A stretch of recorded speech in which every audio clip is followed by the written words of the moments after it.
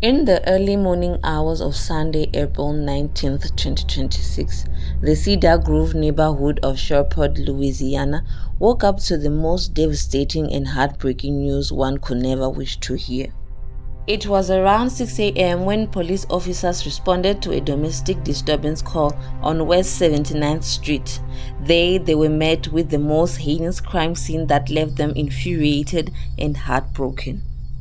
A 31-year-old man named Shamar Elkins shot and killed 8 children. 7 of them were his own, and the 8th one was a cousin. 5 were girls and 3 were boys. The children ranged from age 3 to 11. The Caddo Parish Coroner's Office identified the 8 children as Jayla Elkins, Shayla Elkins, Kayla Perg, Layla Perg, Makaidan Perg, Serenian Snow, Kedarian Snow, and Braylon Snow. This was then labeled as the deadliest mass shooting in the United States since January 2024. We have at least 10 individuals that were struck by gunfire last night in a domestic disturbance. 8 of these individuals are deceased. The ranges of the decedents are from 1 year of age to approximately 14 years of age. A 13-year-old boy trying to escape jumped from the roof of the house and survived with broken bones. The assailant came over to this area and shot the children, wounded the woman, and then one of the children escaped by jumping off the roof. I think broke her leg in the process.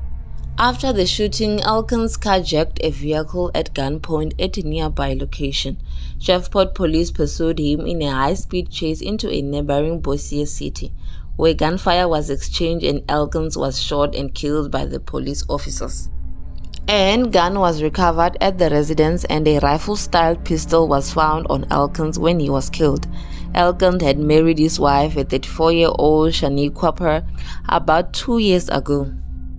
According to the relatives, Elkins and his wife were in the middle of a divorce and had been arguing prior to the shooting. The two were due in court the following day, April 20th. Elkins' mother and his stepfather told the New York Times he had been drowning in dark thoughts over his wife wanting a divorce.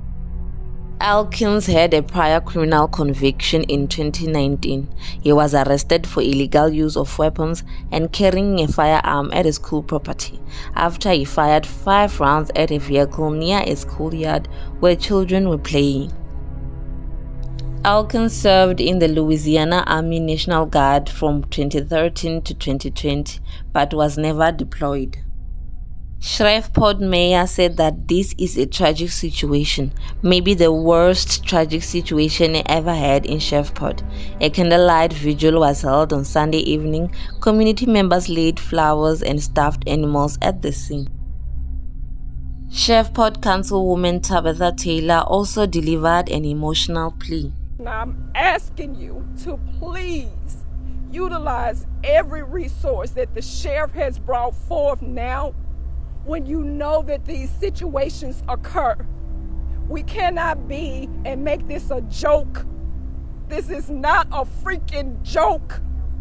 This is real, and this is the result when someone snaps. So I'm gonna ask the community, along with prayer, with every mental health consultant, counselor that is out here, this family and this community needs you. I need you. Because how do we get through this? How do we get to the next level?